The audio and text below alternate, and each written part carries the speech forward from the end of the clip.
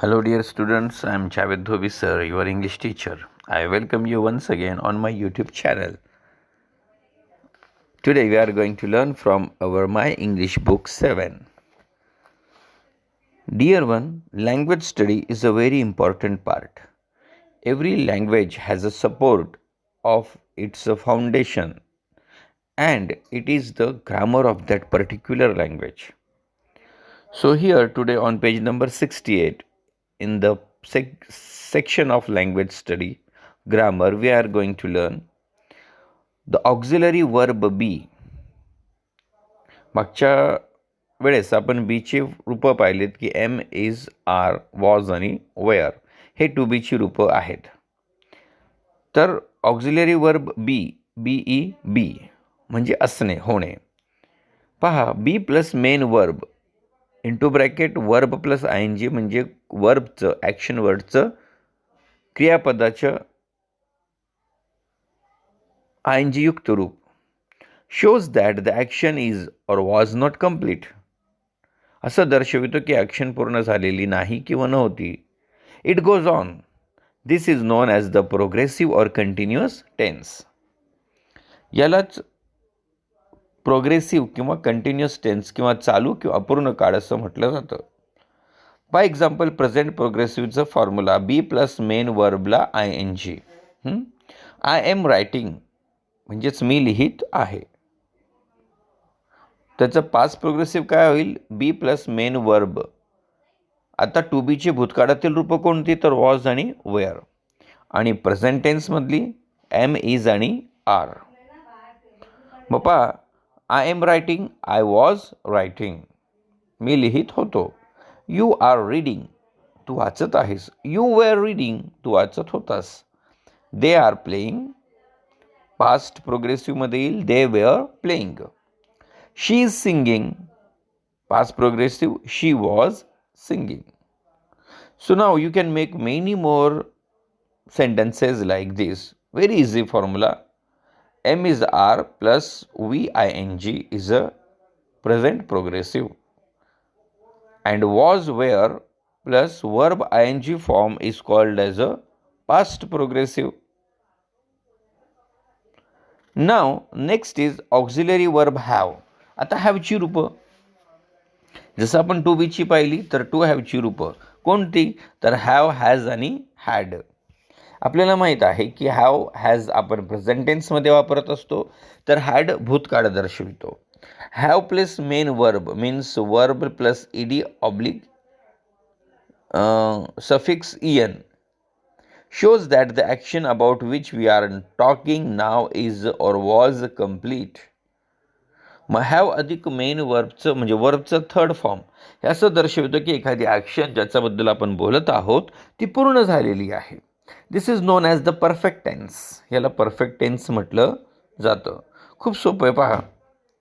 आपण वरील दोन जो पॅटर्न आहे त्यांचं कम्पॅरिझन करूया. प्रेझेंट परफेक्टमध्ये काय येईल have has plus main verb. मग आपण हॅज पाहिलं. हॅज कोणासोबत तर थर्ड पर्सन सिंग्युलर सब्जेक्टसोबत जसं की ही शी इट किंवा एखाद्या व्यक्तीचं नाव. राईट. पहा हॅव हॅज प्लस मेन वर्बचं थर्ड फॉर्म झालं प्रेझेंट परफेक्ट. एखादी क्रिया पूर्ण झालेली आहे. For example I have seen the film मी चित्रपट पाहिलेला आहे. ॲक्शन हिअर कम्प्लीट्स पाहिलेला आहे. दुसऱ्या बाजूला पाहूया आपण त्याचीच एक्झाम्पल्स पाहूया प्रेझेंट परफेक्टची. He has passed the examination तो परीक्षा उत्तीर्ण झालेला आहे. दे हॅव गॉन बॅक ते परत गेलेले आहेत. आलं लक्षात. तसं इकडे पास्ट परफेक्टमध्ये पहा हॅड प्लस वर्बचं third form. I had seen the film मी चित्रपट पाहिलेला होता. मुलगी असेल तर ती म्हणेल I had seen the film म्हणजेच मी चित्रपट पाहिलेली होती. He had passed the examination तो परीक्षा उत्तीर्ण झालेला होता. दे हॅड गॉन बॅक ते परत गेलेले होते. So again it's very easy. Present perfect means have has plus वर्बचा third form. Past perfect had plus वर्बचं थर्ड फॉर्म. हॅड प्रत्येक प्रकारच्या कर्त्यांसोबत वापरला जातो, मग ते फर्स्ट पर्सन असो आय आणि वी, सेकंड पर्सन असो यू, की थर्ड पर्सन सब्जेक्ट असो ही शी इट एखाद्या व्यक्तीचं. पुढे पहा, many verbs have separate forms for the past and the perfect. For example, the past and perfect of the verb see is a see see saw and seen respectively. मग सीच्या past tense काय येईल saw आणि past perfect येईल scene.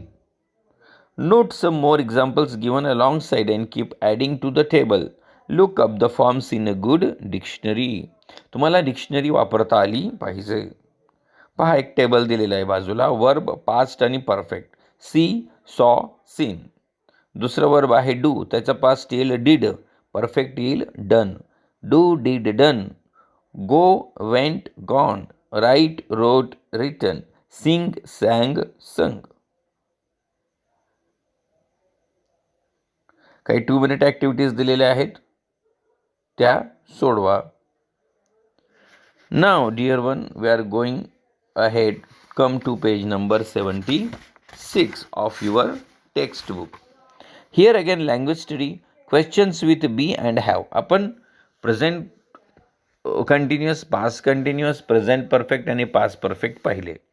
आता पुढचा भाग आहे be आणि have चे forms. what are the present tense forms of be? be चे वर्तमान काळातील रूप कोणती?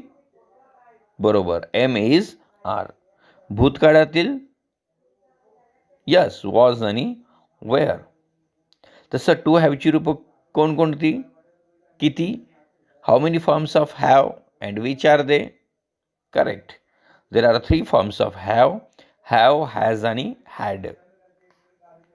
पहा, the auxiliary verbs be and have form questions without the help of do. मग बी आणि हॅव प्रश्न तयार करतात कोणाच्या मदतीशिवाय? डूच्या मदतीशिवाय. आता आपण पाहिलं की टू डूची रूपं कोणती? डू, डज आणि डिड. पहा, मग एक्झाम्पल बीची रूपं पाहूया. Are you writing a story? Are you writing a story? तू स्टोरी लिहित आहेस का?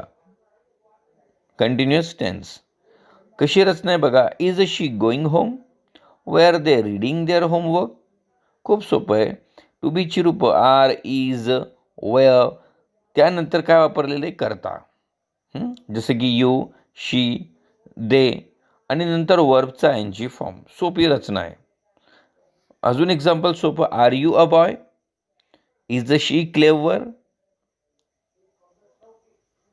Was she absent yesterday? सोपी रचना आहेत. याची उत्तरं यस किंवा नो मध्ये येतात, म्हणून यांना यस नो टाईप क्वेश्चन असं पण म्हणतात. जसं की आर यू हॅप्पी? तू आनंदित आहेस का? यस आय एम हॅप्पी किंवा नो आय एम नॉट अशीच उत्तरं येतील. पुढचं पहा, टू हॅवची रूपं. Have I made a mistake? इथं परफेक्ट टेन्स वापरलं जाईल.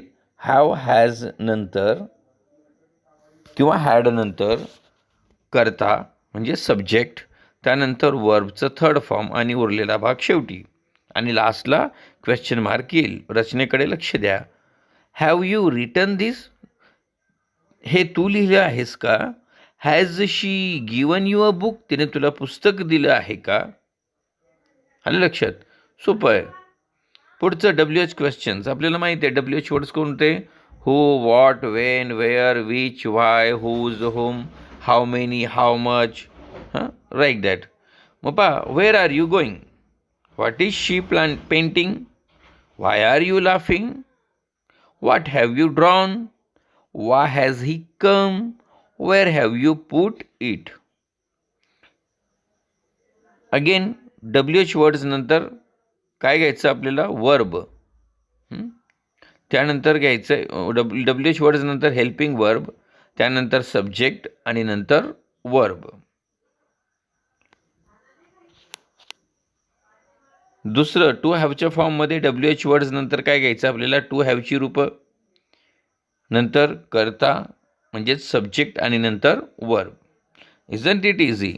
Yes dear one, it's very easy. खूप काही कठीण नाही. आपलं तिसरं आहे पेज नंबर 81वरील. पेज नंबर 81वर आहे auxiliary be and have negative. आता आपण पॉझिटिव्ह बनवायला शिकलो, तर निगेटिव्ह फॉर्म्स पाहूया. The auxiliary verbs be and have form negative without the help of do. बरोबर, निगेटिव्ह बनवतात, सोपं आहे. पहा, आपण टू बीची रूपं पाहू. I am not going. I am not going.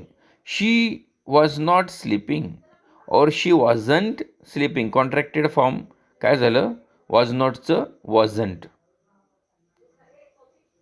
I am not going. फक्त हेल्पिंग वर्ब्स किंवा बीच्या मेन फॉर्म्स नंतर म्हणजेच am, is, are, was, were यांच्यानंतर नॉट लावलं की झालं निगेटिव्ह. आता टू हॅवची रूपं पहा. I have not seen it. पुन्हा टू हॅवच्या रूपानंतर नॉट लावा. टू हॅवची रूपं पाहिली आपण, हॅव, हॅज आणि had. I have not seen it, I haven't seen it. Have नॉटचं कॉन्ट्रॅक्टेड होईल haven't. She has not finished, she hasn't finished. Note that not is used with the forms of be or have. Without a form of be or have the sentence will be incorrect. म्हणजेच आपल्याला बीच्या रूपांशिवाय रूपं वापरली नाहीत तर वाक्य incomplete होईल. I not going वाक्य चुकीचं ठरेल. ओके. आणि हॅवचं बघा, I have not seen it. मग जर आपण इथं हॅव काढलं, आय नॉट सीन इट, वाक्य चुकेल, इनकरेक्ट ठरेल. आलं लक्षात? पुढं main verb B and have. काही वेळेस टू बीची रूपं मेन वर्बचं काम करतं, हे आपण आधी पण पाहिलेलं आहे. When we and have are used as a main verbs, do is not needed to form questions and negatives. तर प्रश्न किंवा निगेटिव्ह बनवताना टू डूची मदत घेतली जात नाही. With the main verb have auxiliary do can be used. Have सोबत do वापरला जाऊ शकतो. पहा, are you hungry. Are you hungry. Why is he so sad. हे आपण टू बीची रूपं पाहिलं. हॅवमध्ये पाहू. Have you a pen. Have you got a pen. Do you have a pen. काय करतो आपण? इथं आपण बनवलेत क्वेश्चन्स. आता निगेटिव्ह पहा. I am not angry. I am not angry. इथं आपण डू वापरलेलं नाही, मात्र हॅवमध्ये डू वापरू शकतो. I haven't any money.